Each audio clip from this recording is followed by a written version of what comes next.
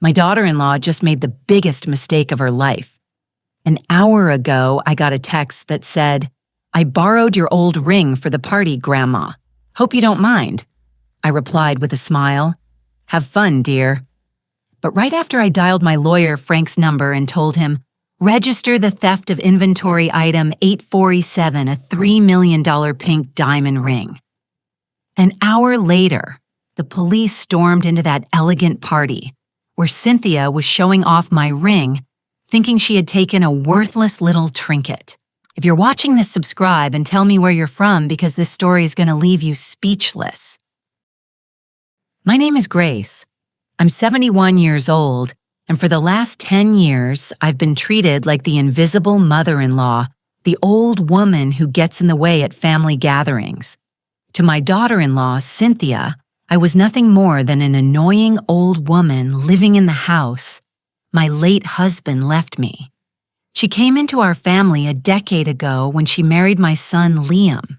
And from the very first day, she made me feel like an intruder in my own home.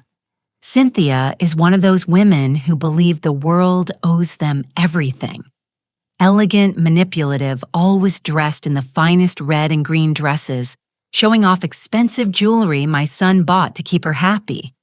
From the moment she set foot in my home, she started treating me like her personal maid. "Grace, make me some coffee. Grace, iron my black dress for tonight. Grace, don't make noise when you walk. I have a headache." She never spoke to me with respect. To her, I was just the old woman, as if I didn't even have a name. At family dinners, she would talk about me as if I wasn't there. "Liam, your mother should consider moving into a nursing home. This house is too big for someone her age." And my son, my own son, would just lower his head and mumble, "Mom is fine here, Cynthia." But I knew things were changing. Liam started looking at me differently, as if I were a burden.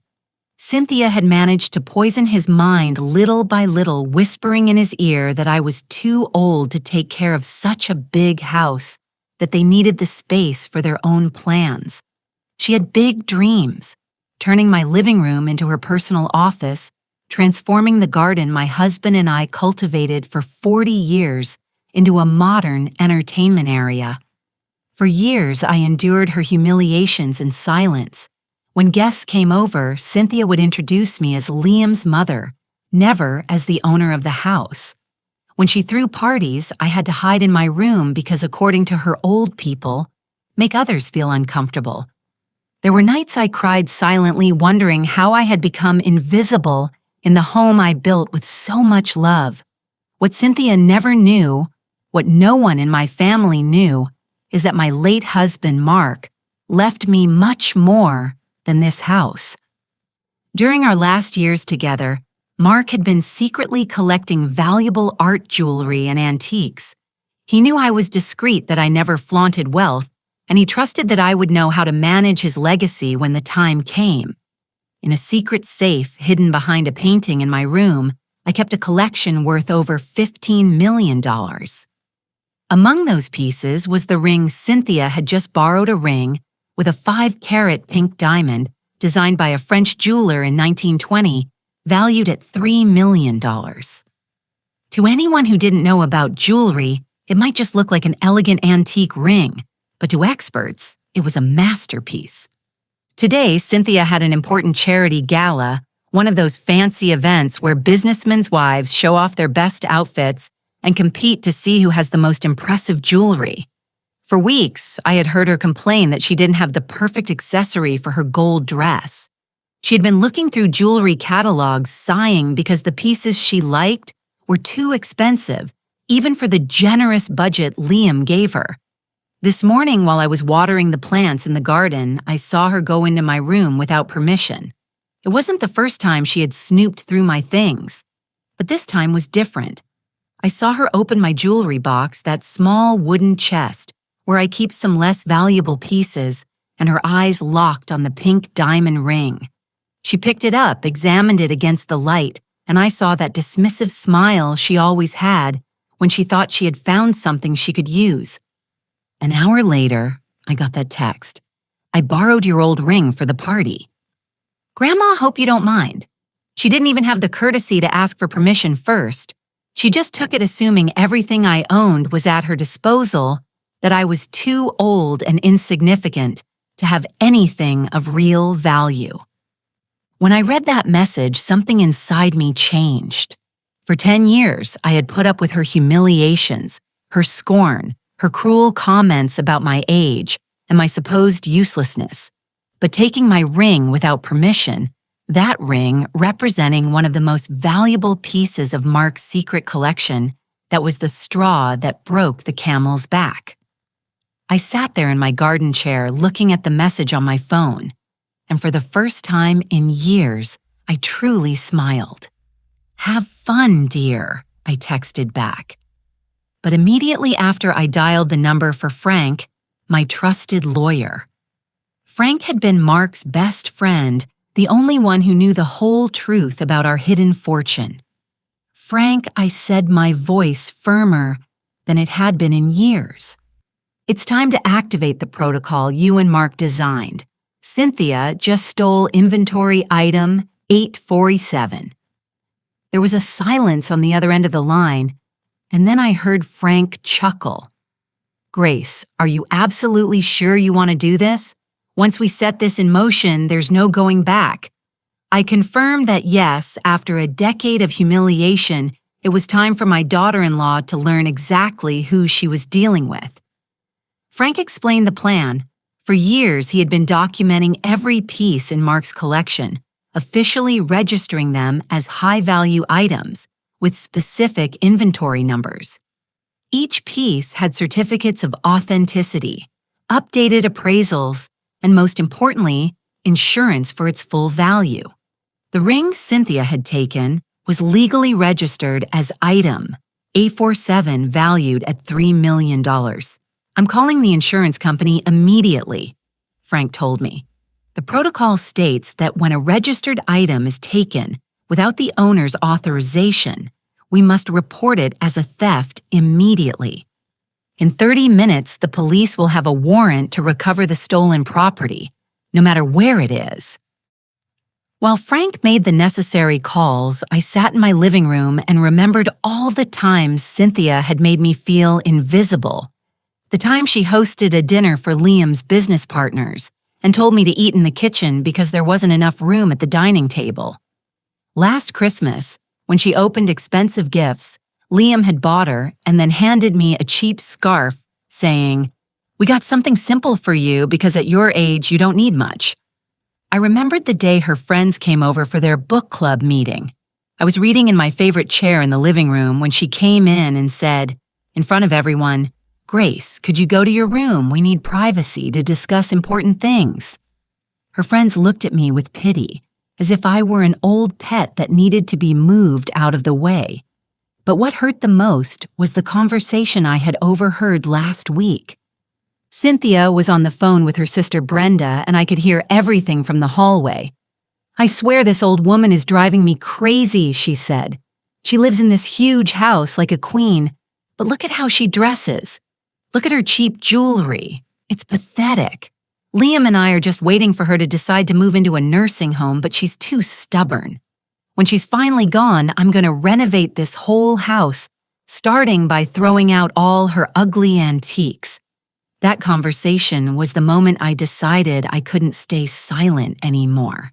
Cynthia didn't just despise me. She despised everything Mark and I had built together. She had no idea that those ugly antiques she hated so much were worth more money than she could ever earn in several lifetimes. Frank called me back. "Everything is ready, Grace. The theft report has been officially filed. The ring is listed as stolen property valued at $3 million. I gave the police the address of the hotel where the charity gala is being held. They have orders to recover the stolen property immediately." "And what's going to happen to Cynthia?" I asked. Frank sighed. "Grace, technically, she has committed grand theft. We're talking about $3 million. Under the law, she could face several years in prison. But you're the victim, so you can decide if you want to press criminal charges or just get your property back." I told him I wanted to think about it. For now, I just wanted to see Cynthia's face when she realized she had completely underestimated the useless old woman she despised so much. An hour after I filed the report, my phone rang. It was Liam, and he sounded absolutely panicked. "Mom, what's going on? The police just stormed into Cynthia's party. They're saying she stole a $3 million ring. This has to be a terrible mistake." "It's not a mistake, son," I answered calmly. "Your wife took a very valuable piece from your father's collection without permission. That ring is worth exactly $3 million and she had no right to take it." "What collection?" "What are you talking about?" "Dad never owned anything worth $3 million, Mom. You have to call the police and tell them it was a misunderstanding. It was unbelievable." My own son didn't know the truth about the fortune his father had built. Mark had been very careful to keep his investments and collections a secret even from Liam. He wanted to protect our family from the dangers that come with visible wealth, kidnappers, scammers, distant relatives, showing up, asking for money. "Liam," I said, "there's a lot you don't know about your father and me. Your wife just made a very serious mistake, and she's going to face the consequences alone. Mom, have you lost your mind? Cynthia is crying. They're treating her like a criminal. Her friends are recording everything with their phones. Her reputation is ruined." "Her reputation," I repeated. "And what about the 10 years I've spent putting up with her treating me like trash in my own home? What about all the times she humiliated me in front of people? What about that conversation where she told her sister I was pathetic?" Liam went quiet.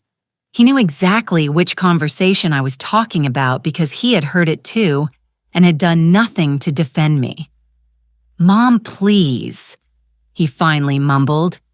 "Cynthia can be difficult sometimes, but she doesn't deserve to go to jail over a misunderstanding." "It wasn't a misunderstanding, Liam. It was theft. And now your wife is going to learn that the woman she despised so much isn't the helpless old woman she thought she was." I hung up the phone and sat in silence processing what had just happened.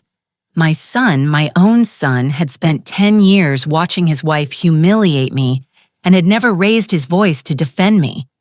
Now that the consequences had arrived, he wanted me to be the one to save Cynthia from her own arrogance. But I wasn't going to do it. For the first time in a decade, I wasn't going to be the invisible woman who put up with everything in silence. 20 minutes later, Frank arrived at my house with Peter, a private investigator he had worked with for years.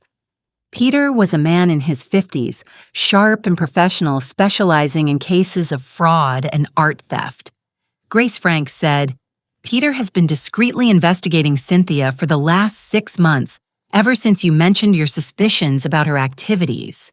I was shocked. "What suspicions? I never told you I suspected Cynthia."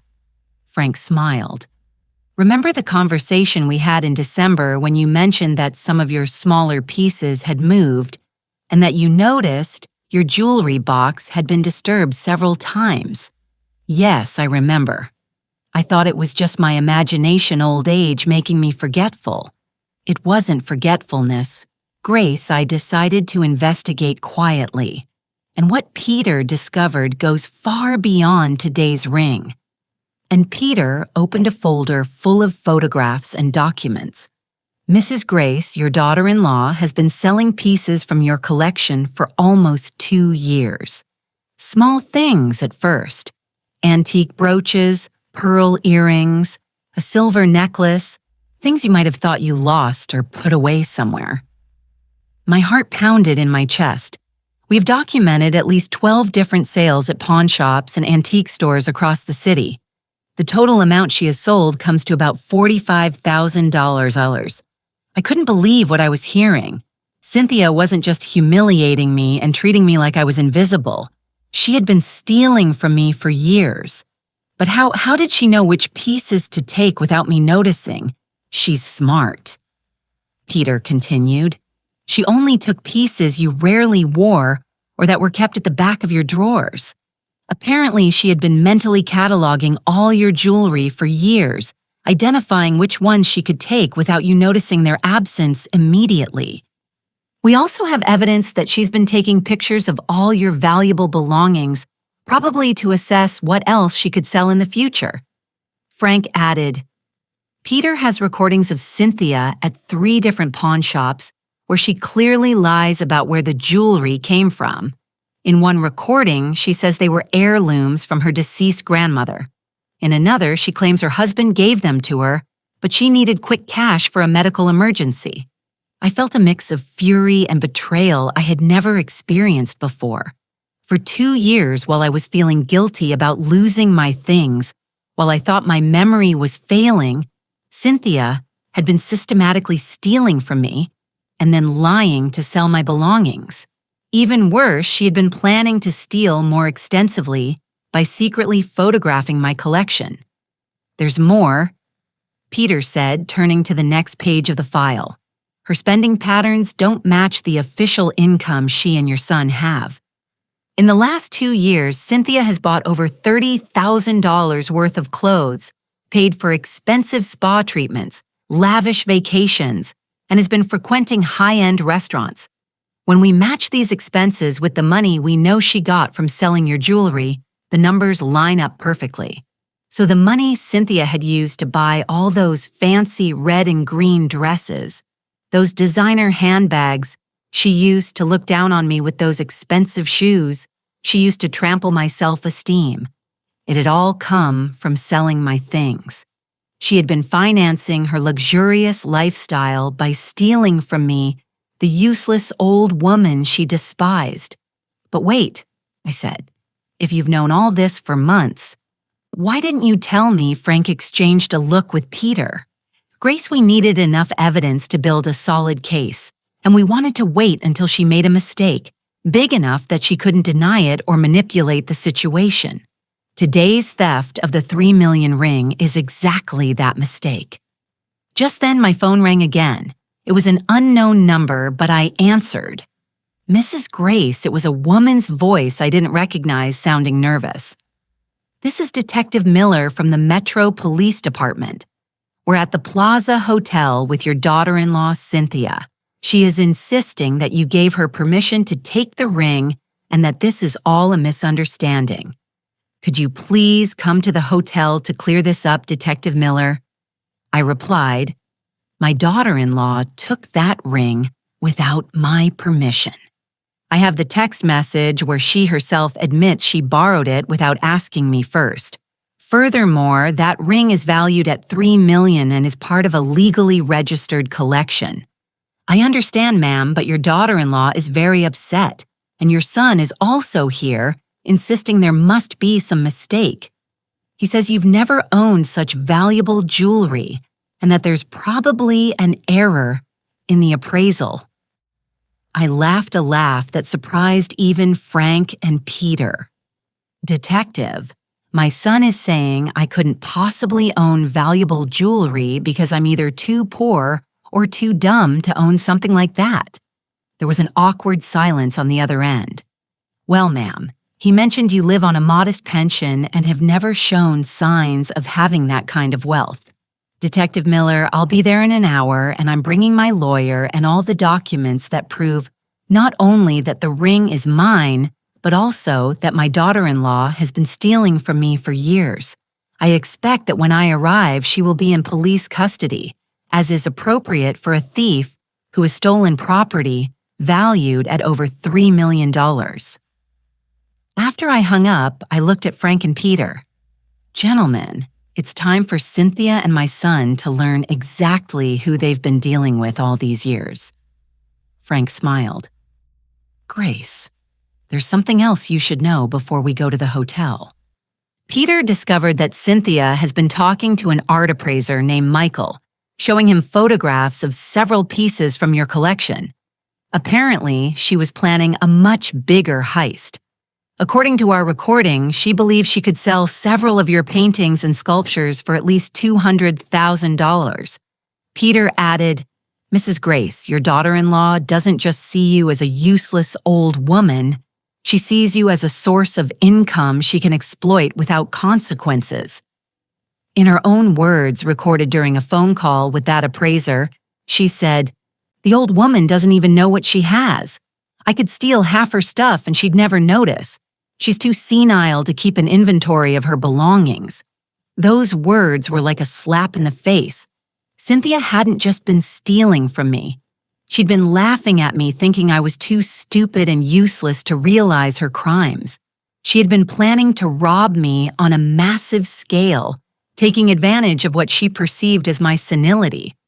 "Frank," I said, standing up from my chair with a determination I hadn't felt in years, "I want you to press every possible charge against Cynthia, not just for today's ring, but for all the thefts over the past 2 years. And I want my son Liam to know exactly what kind of woman he chose as a wife." "Are you absolutely sure, Grace?" "Once we make this public, the whole family will know the truth about Mark's fortune and about Cynthia's crimes. There will be no going back." I looked out the window at the garden that Mark and I had cultivated for 40 years, the garden Cynthia wanted to destroy for her modern entertainment area. I thought about all the humiliations I had endured, all the times I had felt invisible in my own home, all the nights I had cried, wondering if I really was as useless as Cynthia made me feel. "Frank," I said, "it's time for this senile old woman to teach them a lesson they will never forget." When we arrived at the Plaza Hotel, the scene was exactly as I had imagined. There were at least 5 police cars at the entrance, local reporters who had been drawn by the drama and groups of guests from the charity gala, leaving the hotel whispering and pointing. This was the kind of scandal our city's high society would remember for years. As I entered the lobby, I saw Cynthia immediately. She was sitting on a leather sofa surrounded by 3 police officers, and for the first time in 10 years, she didn't look like the elegant, controlled woman she had always been. Her perfect makeup was streaked with tears. Her gold dress was wrinkled and her hands were cuffed in front of her. The ring, my 3 million ring, was no longer on her finger. Liam was standing next to her, gesturing wildly as he spoke with a detective. When he saw me walk in with Frank and Peter, his expression changed from desperation to something that looked more like fury. He walked quickly towards me, and I could see in his eyes that he blamed me, not his thieving wife, for this whole situation. "Mom, you have to fix this right now," he yelled at me in front of the crowded lobby. "Cynthia is being publicly humiliated because of you. Her friends are posting videos on social media. Her reputation is completely ruined." "Her reputation?" I repeated, keeping my voice calm even though I was shaking with anger inside. "Liam, your wife, stole a 3 million ring from me. We're not talking about a misunderstanding over a trinket. We're talking about a serious crime. But Mom, you never told us you had anything so valuable. If we had known this, never would have happened." Cynthia thought it was just a worthless old ring. Frank stepped forward and handed Liam a thick folder. "Mr. Liam, here are all the documents proving the ring's value, along with the certificates of authenticity and insurance policies. Your wife didn't steal a worthless old ring. She stole a historic piece of jewelry valued at $3 million. Liam opened the folder and began to look through the documents. I could see his expression gradually change from disbelief to complete shock. This can't be real. Dad really had these things. Why did you never tell us? Because your father knew it was better to keep our wealth private, I explained, and seeing as how your wife has been stealing from me for 2 years, it seems he was right. Stealing from you for 2 years. What are you talking about? Peter stepped forward and showed Liam the complete file on Cynthia. The pictures of her at the pawn shops, the recordings of her lying about where the jewelry came from, the sales receipts, it was all there. Your wife, Mr. Liam, has been systematically selling your mother's belongings for the last 2 years. We've documented thefts totaling $45,000. Liam was speechless as he reviewed the evidence. I could see his world crumbling before his eyes. The woman he had married, the The woman he had allowed to treat me like trash for a decade was a thief who had been exploiting his own mother. Just then, Detective Miller approached us. "Mrs. Grace, I need you to officially confirm a few details. Did you give your daughter-in-law permission to take the ring in question?" "Absolutely not," I answered firmly. "I have the text message right here, where she herself admits she borrowed it without asking my permission. In my world, taking something without permission is called stealing. And can you confirm that the ring legally belongs to you?" Frank intervened. "Detective, here are all the legal documents. The ring was purchased by Mrs. Grace's late husband in 1975. It's registered in his will. It's insured for its full value, and it's part of the official inventory of the inheritance." Mrs. Grace received. The detective reviewed the documents and nodded. "Everything seems to be in order. Mrs. Grace, do you wish to press criminal charges against your daughter-in-law?" Before I could answer, Cynthia shouted from her seat, "Grace, please. It was just a misunderstanding. You know I would never intentionally hurt you. I've always treated you with respect." I turned to her slowly. For the first time in 10 years, Cynthia was speaking to me with desperation instead of contempt. For the first time, she needed me instead of treating me like I was invisible. "Respect?" I asked, walking towards where she was sitting. "You call 10 years of humiliation respect. Respect is telling me to eat in the kitchen when guests came over. Respect is stealing from me for 2 years and then calling me senile." Her eyes filled with panic. "Stealing? I never stole anything from you. This is the first time I've taken anything of yours." Peter stepped forward and showed her the pictures of her at the pawn shops. "Mrs. Cynthia, we have photographic and video evidence of you selling your mother-in-law's belongings on at least 12 different occasions over the past 2 years. Cynthia's face went completely pale. She looked at the photos, then at me, then at Liam, desperately searching for an explanation that could save her.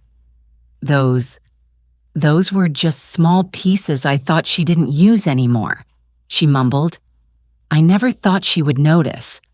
I thought she had forgotten about them." "And that gave you the right to steal them?" I asked, "and to lie at the pawn shop saying they were heirlooms from your grandmother?" Liam looked at her in horror. "Cynthia, did you really do that? Were you really stealing my mother's things for years?" Cynthia started crying harder. "Liam, you know how much we needed the extra money. You know your salary wasn't enough for the lifestyle we wanted, and she has so many things. I thought she would never notice a few small pieces were missing. But they weren't yours to take," Liam yelled. "They belonged to my mother, and you made me believe she was losing her memory when she asked about her things." That's when I realized what had really been happening. Cynthia hadn't just been stealing from me.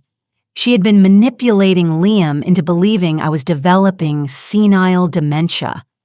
Every time I mentioned I couldn't find something, she would whisper to Liam that it was normal for old people to lose things and forget where they put them.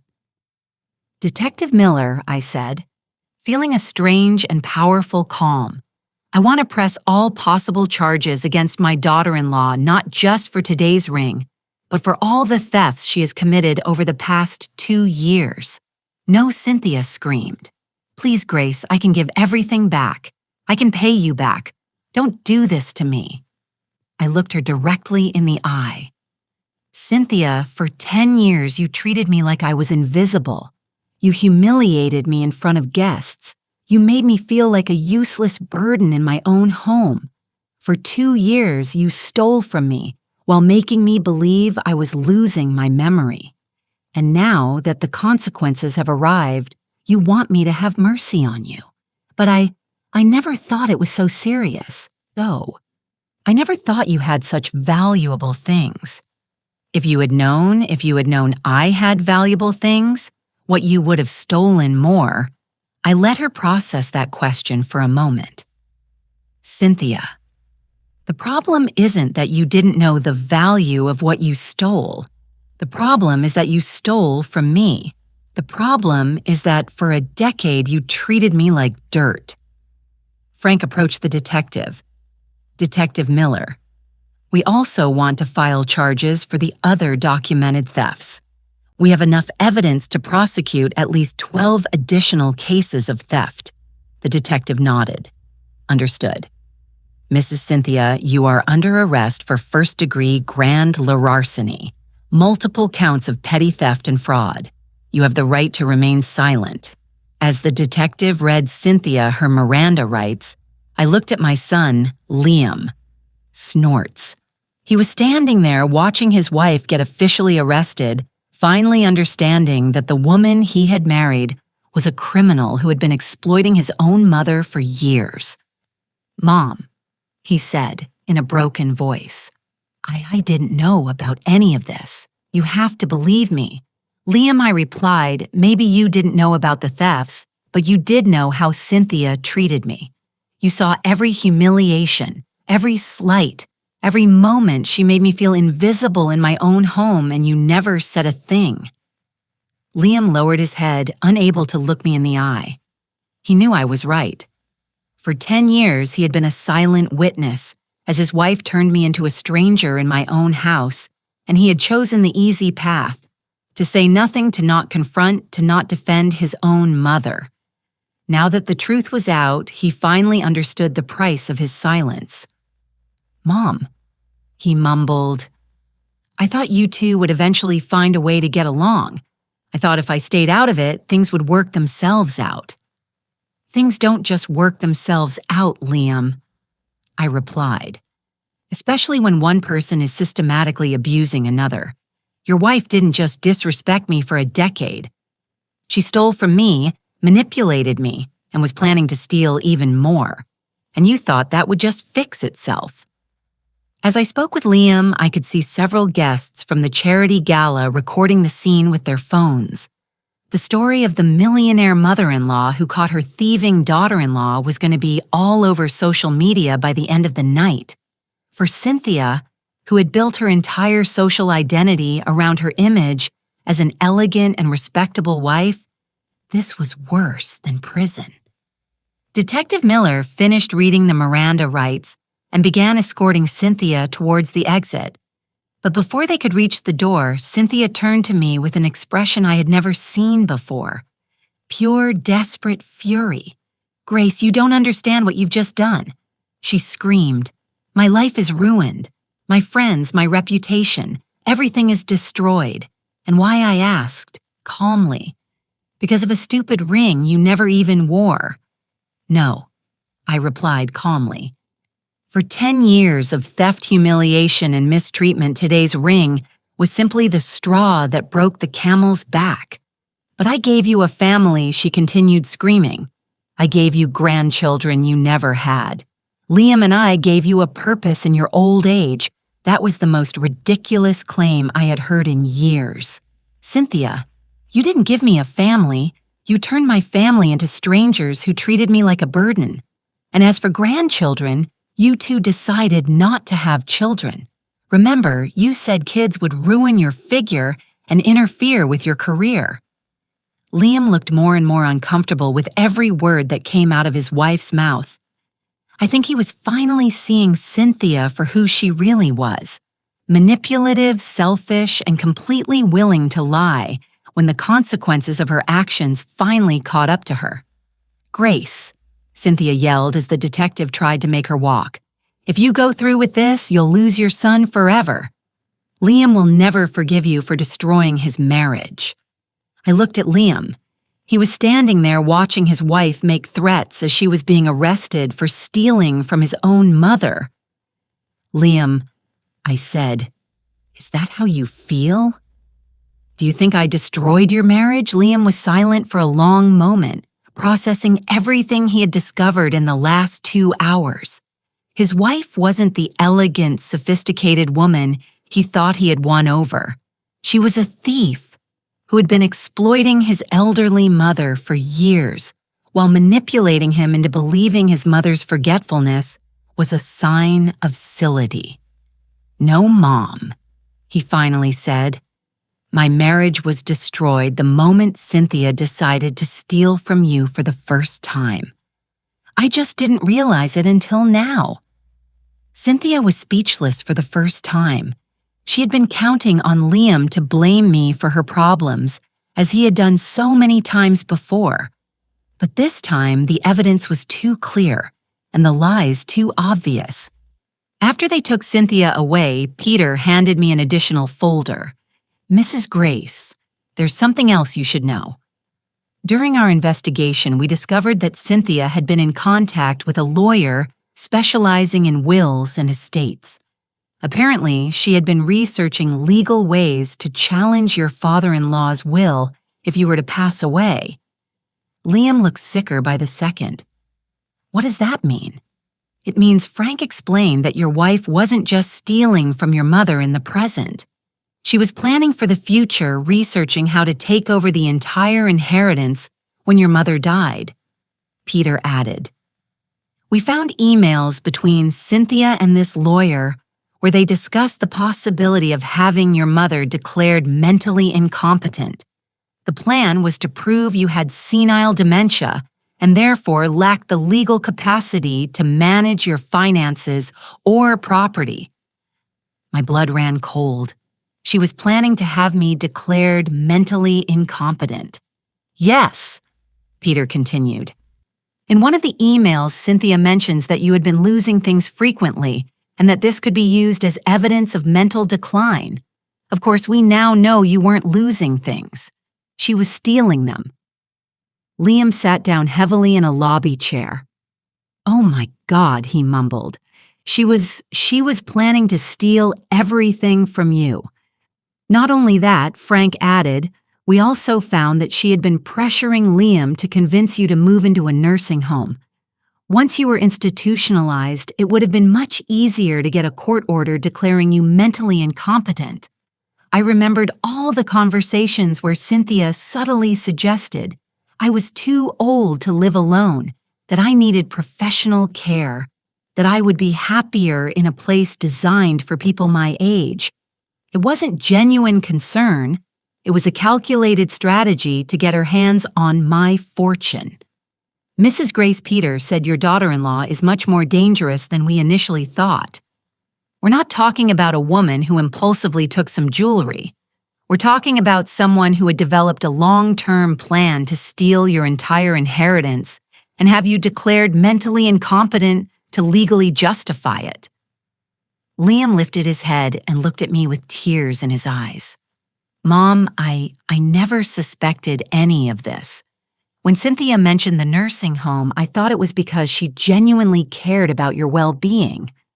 "Liam," I said, sitting next to him, "your wife manipulated you as much as she did me.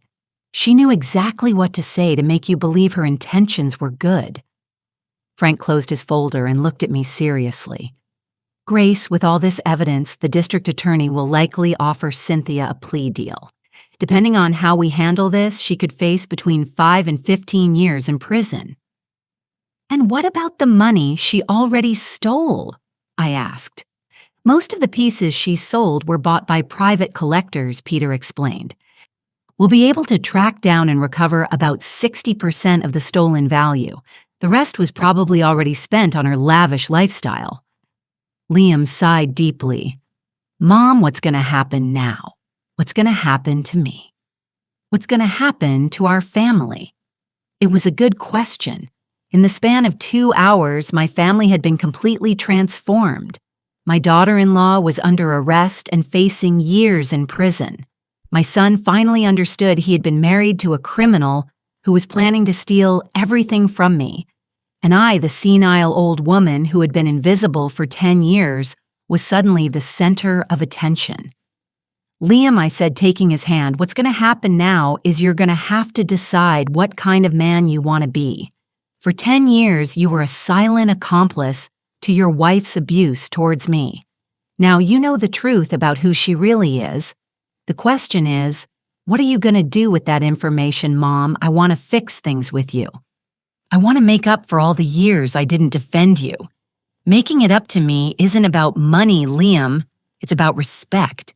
It's about never again allowing someone to treat me like I'm invisible in my own home. Liam nodded. Can I stay with you tonight? I don't want to be home alone after all this. For the first time in 10 years, my son was asking me for something instead of demanding that I adapt to his wife's needs. Of course you can stay, Liam, but tomorrow we need to have a serious talk about how we're going to rebuild our relationship. As we left the hotel, I could see the story was already on the local news.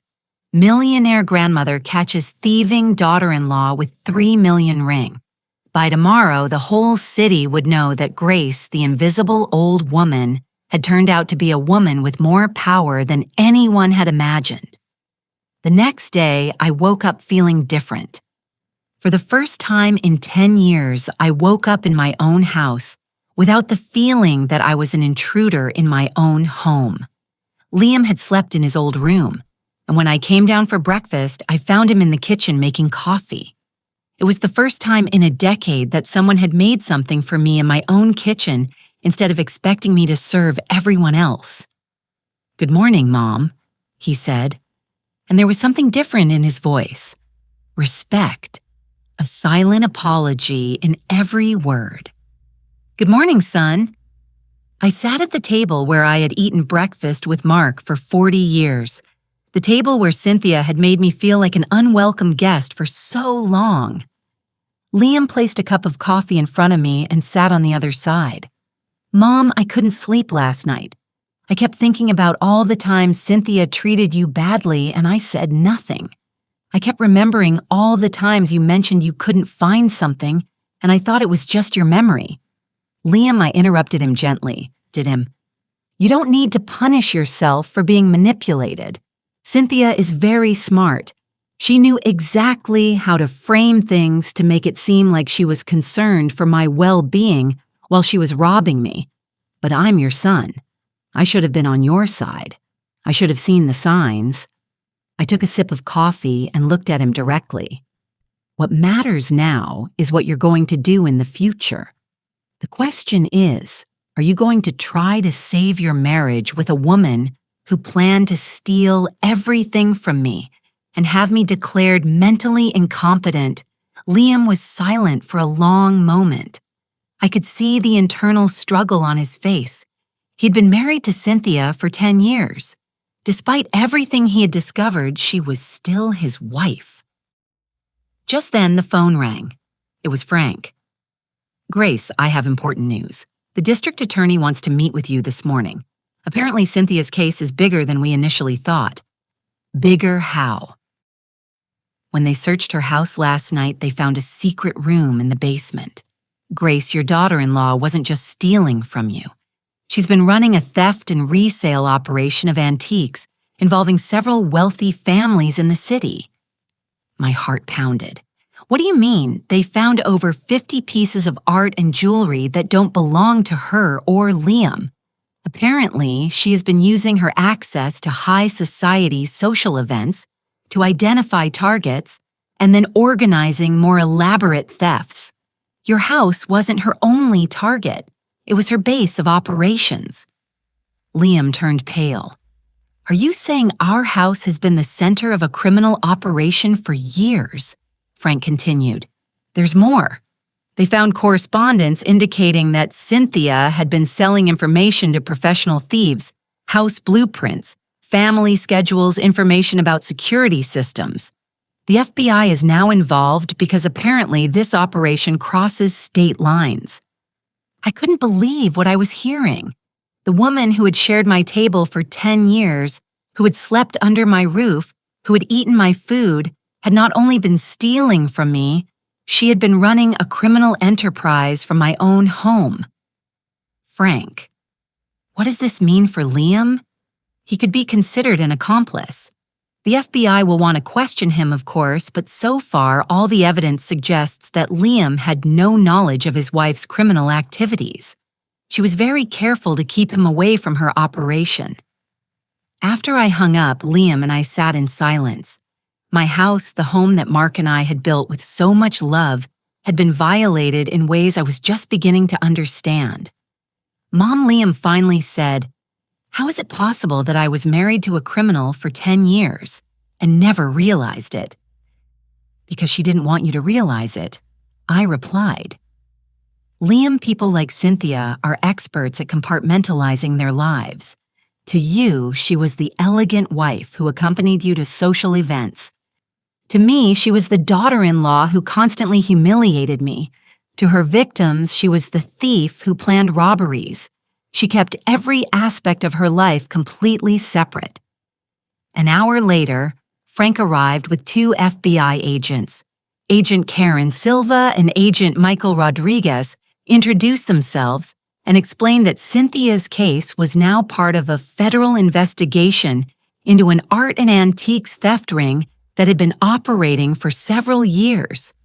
Mrs. Grace, Agent Silva said, "We believe your daughter-in-law has been using your house as a base of operations for at least 3 years. We've identified connections to thefts in 6 different states." Agent Rodriguez added, "What makes this case particularly interesting is that Cynthia developed a very sophisticated method. Instead of just randomly robbing houses, she cultivated social relationships with wealthy families, studied their homes during social events, and then sold that information to professional thieves." "But how did she manage to keep all this a secret?" Liam asked. "Your wife is extremely intelligent," Agent Silva explained. "She never directly participated in the physical thefts. Her role was that of an information gatherer and facilitator. She would attend charity events, elegant dinners, art openings, and memorize details about other Famille families' homes and possessions." Agent Rodriguez showed a folder full of photographs.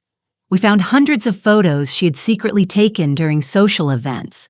Photos of paintings, sculptures, jewelry.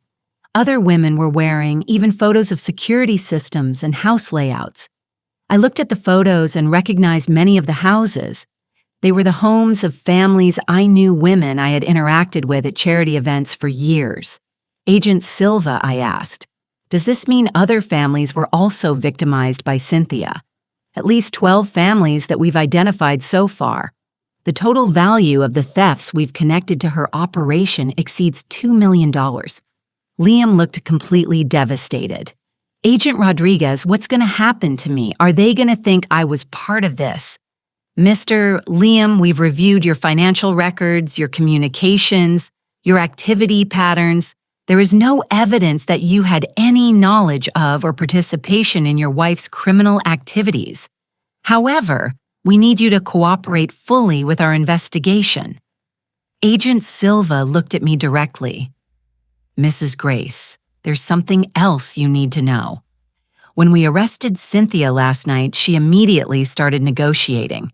She's offering information on her entire criminal network in exchange for a reduced sentence." "What kind of information?" "Names of all her accomplices, details about unsolved robberies, locations where stolen pieces are hidden. She's willing to give up her entire organization to avoid spending 20 years in prison." Frank leaned forward. "And what does that mean for Grace?" "How much time could Cynthia face if she cooperates, if her testimony helps solve all the related cases and leads to the arrest of the other members of the network? She could face between 5 and 8 years instead of 20 to 25. Liam sighed deeply. "So even now, even after being arrested, Cynthia is finding ways to manipulate the system to her benefit. That's how smart criminals work." Agent Rodriguez explained they always have an escape plan. After the FBI agents left, I sat in my living room trying to process everything I had learned. My house had been the center of a criminal operation for years. The woman who had made me feel invisible had been using my home to plan crimes against other families like mine. "Mom," Liam said, sitting next to me, "how are we going to get through this? How am I going to rebuild my life after discovering I've been married to a criminal for 10 years? I looked at my son, this 40-year-old man who suddenly looked like a lost child. "Liam, what you're going to do is the same thing I'm going to do. You're going to decide that you will not let Cynthia define the rest of your life. She lied to you. She stole from me. And she used our family for her own criminal purposes. But now that we know the truth, we have the power to decide what to do with that information. And what do you want to do, Mom? I smiled, feeling a strength I hadn't experienced in years.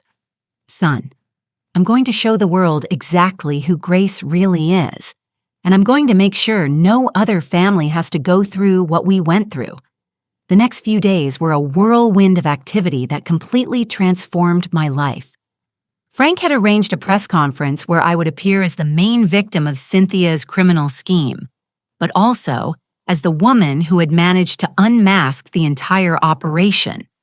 For the first time in 10 years, I was going to be the center of attention for the right reasons. The morning of the press conference, I woke up early and put on my best emerald green dress, the one I had bought for my wedding anniversary with Mark, but had never worn because Cynthia always had sarcastic comments about my outdated clothes. I put on the remaining jewelry from my collection, the pieces Cynthia hadn't managed to steal, and for the first time in a decade, I felt like the elegant, powerful woman I truly was. Liam helped me get to the building where the conference was being held. Mom, he said as we walked in, I'm proud of you. I know these past few days have been terrible, but the way you've handled everything, Dad would be proud too. The room was filled with journalists, TV cameras, and curious onlookers who had come to hear the story of the millionaire old woman who caught her criminal daughter-in-law. When I entered the room, I could feel all eyes on me. But this time, they weren't looking at me with pity or condescension. They were looking at me with respect, curiosity, even admiration. Frank approached the podium first. Good morning. My name is Frank, and I represent Mrs. Grace, 71 years old, who was not only the victim of a criminal scheme led by her own daughter-in-law, but was also instrumental in unmasking a theft ring that had been operating for years. Then he invited me to speak. As I approached the microphone, I felt a strange calm. For 10 years, I had been silenced, ignored, treated as if my words had no value. Now dozens of people were waiting to hear what I had to say. My name is Grace, I began. And for the last 10 years, I was a victim of psychological abuse and systematic theft by my daughter-in-law, Cynthia. But what I want you to understand is that this isn't just my story. It's the story of many elderly people who are victimized by family members who see them as easy targets. I continued telling my story, but not as a pathetic victim. I told it as a woman who had resisted, who had kept important secrets until the right moment, and who had finally found a way to get justice. Cynthia thought I was a senile old woman who would never notice her crimes, I said. But what she didn't know is that my late husband taught me to be observant, patient, and strategic. When I suspected something was wrong, I didn't confront her directly. I investigated gathered evidence and waited for the perfect moment to act. A reporter raised his hand. Mrs. Grace, why did you wait so long to act? Why didn't you report the thefts when they started? Because I needed enough evidence to make sure Cynthia couldn't manipulate the situation. I replied, people like my daughter-in-law are experts at playing the victim. If I had acted too soon with insufficient evidence, she would have found a way to convince everyone that I was a confused old woman making up stories.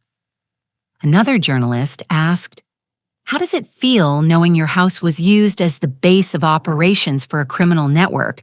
I feel betrayed, of course, but I also feel powerful because in the end, I was the one who put a stop to that criminal operation. It was my report that led to the arrests. It was my evidence that unmasked the entire network. After the press conference, something extraordinary began to happen. My phone wouldn't stop ringing. Journalists from all over the country wanted to interview me. Documentary producers wanted to tell my story.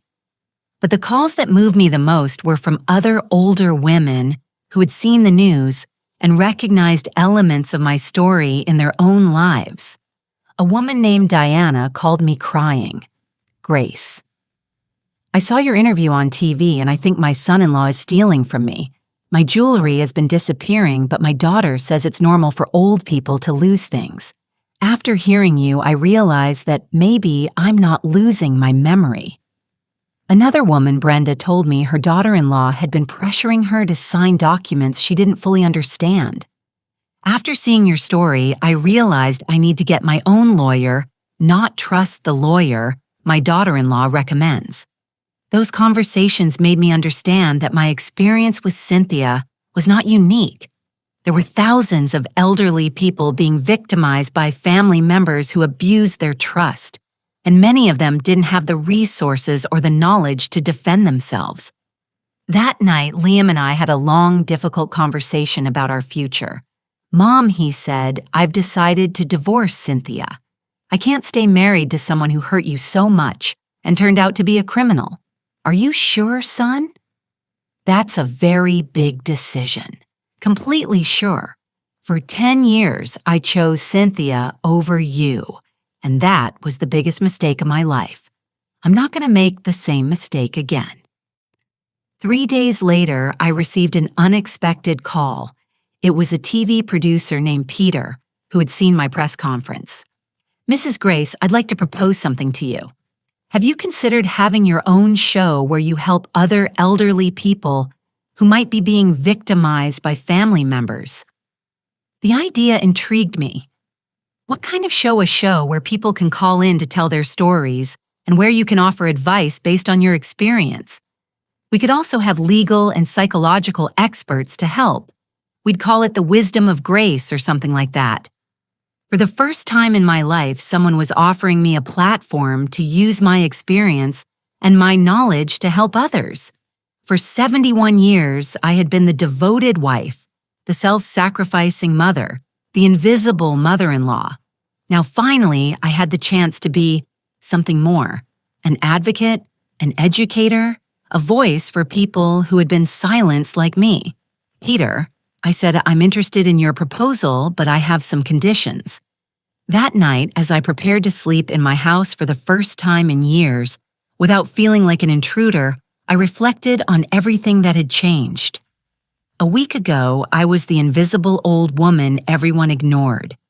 Now I was a public figure whose story had inspired hundreds of people to examine their own family situations. My phone buzzed with a text message. It was from Frank. Grace, I just got news from the FBI. Thanks to your case and the information Cynthia is providing, they have arrested 6 more members of the criminal network. Your courage didn't just save you, it saved many other families from being victimized. I smiled as I turned off the light. Cynthia had spent 10 years trying to make me invisible to convince me I had no value, that I was too old and useless to matter. Snorts. But in the end, it was my strength, my patience, and my intelligence that had put an end to her reign of terror. The useless old woman had turned out to be far more powerful than anyone had ever imagined. 2 weeks after the press conference, my life had taken a turn I could have never imagined. The TV show, The Wisdom of Grace, had become a national phenomenon. Every day we received hundreds of calls from elderly people who had finally found the courage to tell their stories of family abuse and theft.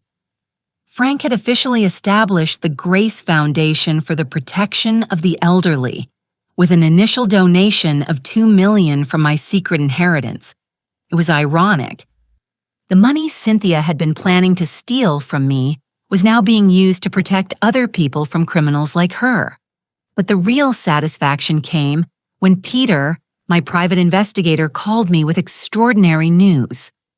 Grace Cynthia's testimony has been even more valuable than we expected. The FBI has managed to arrest the entire criminal network, 15 people in total, including the professional thieves, the corrupt appraisers who falsified valuations, and the art dealers who bought the stolen pieces. And what's going to happen to Cynthia? I asked. Here comes the interesting part. Despite her cooperation, the judge decided her crimes were too extensive for a reduced sentence.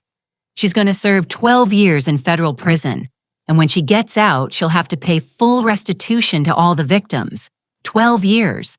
Cynthia, who had spent a decade making me feel invisible, would now be the one to disappear for more than a decade. But the story didn't end there. That same afternoon, I received a call that completely surprised me. Grace, it's Cynthia. My heart skipped a beat. How are you calling from prison? They let me make one call. Grace, I need to talk to you. It's important. For 10 years, I had avoided direct confrontations with Cynthia. But now with the whole truth out and her in prison, I finally had the courage to hear what she had to say. Speak, Cynthia. There was a long silence. And then I heard something I had never heard before. Cynthia crying. Not the manipulative tears she had used when she was arrested, but a genuine, desperate cry. Grace, I need you to know something. When I started stealing from you, I really thought your things were worthless. But later, when I realized they were worth money, I couldn't stop. It was like an addiction. And that's supposed to justify 10 years of humiliation and theft. No, it doesn't justify it. But I need you to understand that I never planned for it to go this far. At first, I just took a small brooch because we needed money for a vacation Liam wanted. When I sold it and no one noticed, I took something else and then another. I listened in silence as Cynthia continued her confession. Grace, the truth is, I was always jealous of you. You had this beautiful house. You had Mark's respect. You had a life I wanted. And when I came into this family, I expected to be treated like a queen. But you were still the matriarch. I was just the son's wife. So you decided to make me the enemy. Yes, that's exactly what I did. And the more I humiliated you, the more powerful I felt. It was as if by making you small, I became bigger. It was the first time in 10 years that Cynthia had spoken to me with complete honesty. Cynthia, do you know what hurts me the most about all of this? I asked that for 10 years I really tried to connect with you. I tried to include you in family traditions, to teach you Mark's recipes, to share the memories of this house with you. And you took all of that and used it to hurt me. I know, she mumbled. I know. And that's what hurts me the most now. Grace in prison. I've had time to think, and I realize I destroyed the only real family I ever had. My own parents abandoned me when I was a teenager. Your family was the only one that gave me a chance to belong to something. And you wasted it. I destroyed it. And not only that, I destroyed Liam, too. He called me yesterday to tell me he had filed for divorce. He said he can't stay married to someone who hurt his mother so much. It was true. Liam had been completely transparent with me about his plans to divorce Cynthia. I can't keep pretending my marriage can be saved after everything she did, he had told me. Cynthia, I said, why are you telling me all this? What do you want me to do with this information? I don't want you to do anything. I just wanted you to know that I realized what I lost. I didn't just lose my freedom. I didn't just lose my marriage. I lost the chance to have a real family, to have a mother-in-law who actually cared about me. I did care about you, Cynthia. For years, I really tried to understand why you hated me so much. I didn't hate you. I envied you. And that envy turned me into a monster. I hung up the phone feeling a strange mix of emotions. I had waited 10 years to hear Cynthia admit the truth about her behavior, but now that she finally had, I didn't feel victorious. I felt sad for all the lost time, for all the wasted opportunities to have a united family. That night, Liam came to have dinner with me. It was something we had started doing regularly since Cynthia's arrest. As we ate, I told him about the phone call. Do you think Cynthia was being sincere? He asked. I think she's finally facing the reality of her actions, I replied. But Liam, what matters now isn't whether Cynthia finally understands what she did wrong. What matters is that we learn from this experience. What do you mean? I mean that for 10 years, our family allowed a toxic person to control the entire family dynamic. I will never again let someone make me feel invisible in my own home. And I hope you never again let someone mistreat the people you love. Liam nodded solemnly. Mom, I've learned the hardest lesson of my life. I will never again choose superficial peace over defending what is right. The next day, I received even better news. The Grace Foundation had received an anonymous $5 million donation from a wealthy family that had been saved from being victimized thanks to the information we had shared on our show, Frank explained. Grace, the Martinez family saw your show last week. Mrs. Martinez realized her granddaughter had been exhibiting the exact same patterns of behavior as Cynthia, pressuring her to sign documents, suggesting she move into a nursing home, borrowing small pieces of jewelry. Thanks to your story, she hired a private investigator and discovered her granddaughter had been planning a scheme similar to Cynthia's, and they managed to stop her in time completely. The granddaughter has been arrested, and Mrs. Martinez recovered everything that had been stolen. She says your show saved not only her fortune, but probably her life. It was incredible to think that my story, my pain, had been transformed into something that could protect other families. Cynthia had spent 10 years trying to steal my worth and my dignity. But in the end, it was that very experience that had given me a purpose greater than I had ever imagined. That night, as I got ready for bed, I reflected on the extraordinary journey my life had taken. A month ago, I was an invisible old woman who felt useless in her own home. Now I was a national advocate for the rights of the elderly, with a successful TV show and a foundation that was saving families. Cynthia had tried to destroy me, but instead she had awakened a strength I didn't even know I had. The sweetest revenge wasn't seeing her go to prison. The sweetest revenge was discovering exactly who I was when I finally had the courage to stand up for myself. A year after Cynthia's arrest, my life had transformed in ways I could have never imagined. The Wisdom of Grace had become the most watched TV show in its time-slot broadcast in 32 different countries. The Grace Foundation had helped over 1,000 families identify and stop schemes of financial abuse against the elderly. But the most important transformation wasn't public, it was personal. This morning, as I was watering the flowers in the garden Mark and I had planted 40 years ago, I received a completely unexpected visit. Liam arrived with an elegant woman in her 40s, with brown hair and a genuine smile that immediately reminded me of Mark's. "Mom," Liam said, clearly nervous, "I want to introduce you to someone very special. This is Natalie, and we've been dating for the last 6 months." Natalie approached with confidence, but also with respect. "Mrs. Grace, I've heard so much about you. Liam has told me your whole story, and I must say you're an inspiration to women of all ages." The first thing I noticed about Natalie was how she looked at me with genuine respect, not the condescension I'd received from Cynthia for years. When she spoke to me, she addressed me directly, not Liam, as if I were invisible. "Natalie," I said, "what do you think about the fact that my son is dating you while he's still technically married?" Liam turned pale, but Natalie smiled. "Mrs. Grace, I appreciate your direct question. Liam told me the whole situation with Cynthia before we started dating. The divorce papers were finalized last week. I would never have started a relationship with a married man, no matter the circumstances. I liked her honesty. And what do you think about having a famous mother-in-law who appears on TV talking about family problems?" Natalie laughed genuinely. "Honestly, I'm proud. You took a terrible experience and turned it into something that's helping thousands of people that requires extraordinary strength."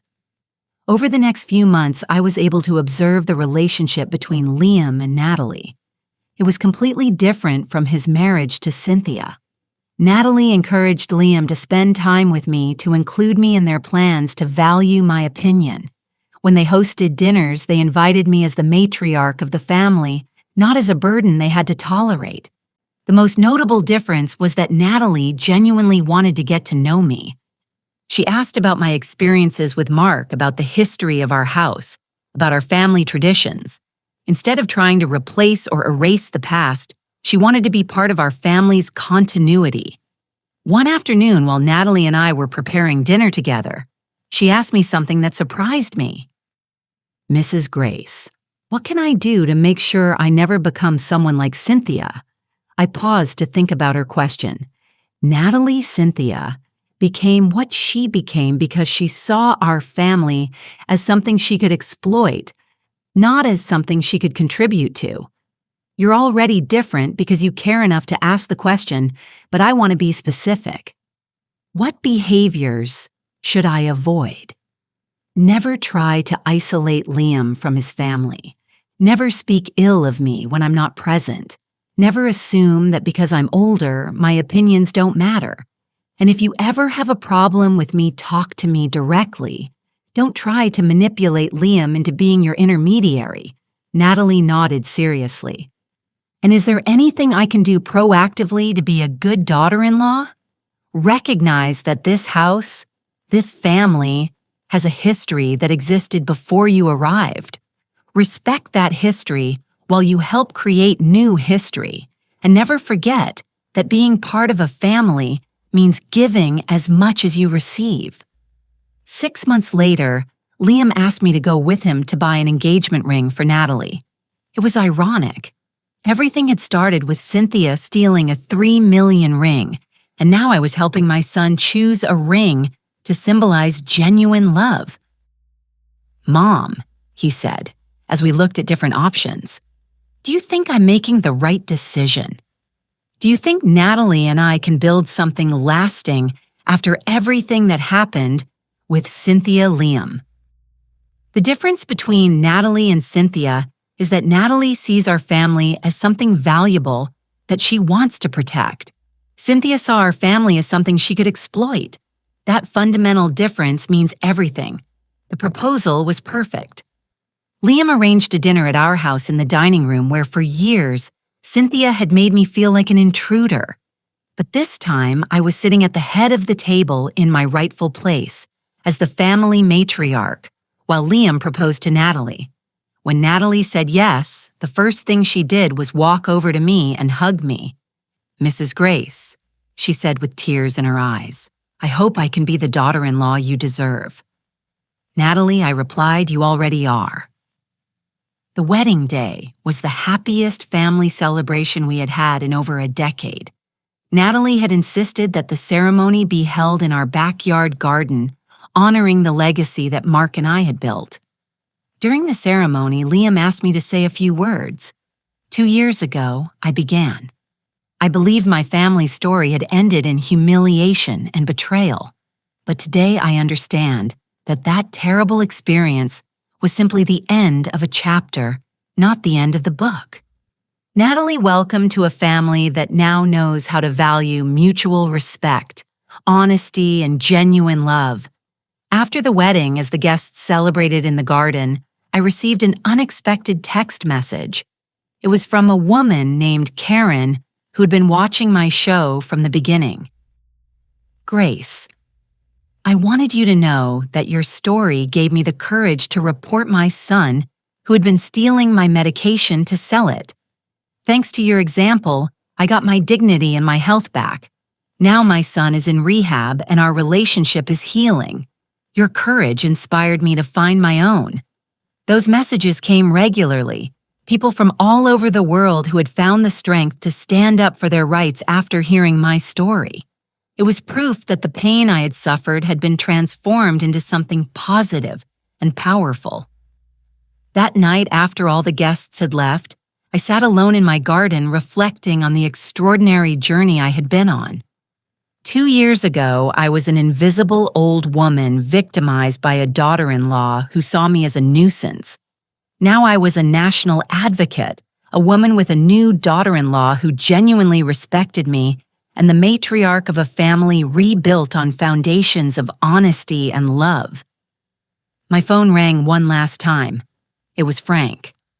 "Grace, I have final news on Cynthia. They just rejected her appeal. She's going to serve the full 12 years of her sentence." And how do I feel about that? I asked myself out loud. Only you can answer that question. The truth was, I no longer felt anger towards Cynthia. I felt sorry for her. She had had the chance to be part of a genuine family, and she had wasted it on greed and envy. Now she would spend 12 years in prison while I enjoyed the new life I had built with my courage and determination. "Frank," I said, "Cynthia is no longer a part of my story. My story is now about the thousands of families we've helped, about the new relationship I have with Liam, about the wonderful daughter-in-law I now have, and about the legacy I am building." After I hung up, I looked up at the stars and whispered, "Mark, I hope you're proud. The invisible old woman who almost lost everything finally found her voice, her power, and her purpose. The sweetest revenge wasn't destroying Cynthia. The sweetest revenge was rebuilding myself. And now tell me, have you ever experienced an injustice like this? Have you had to find your own strength to defend yourself against someone who underestimated you? I'd love to hear your story in the comments.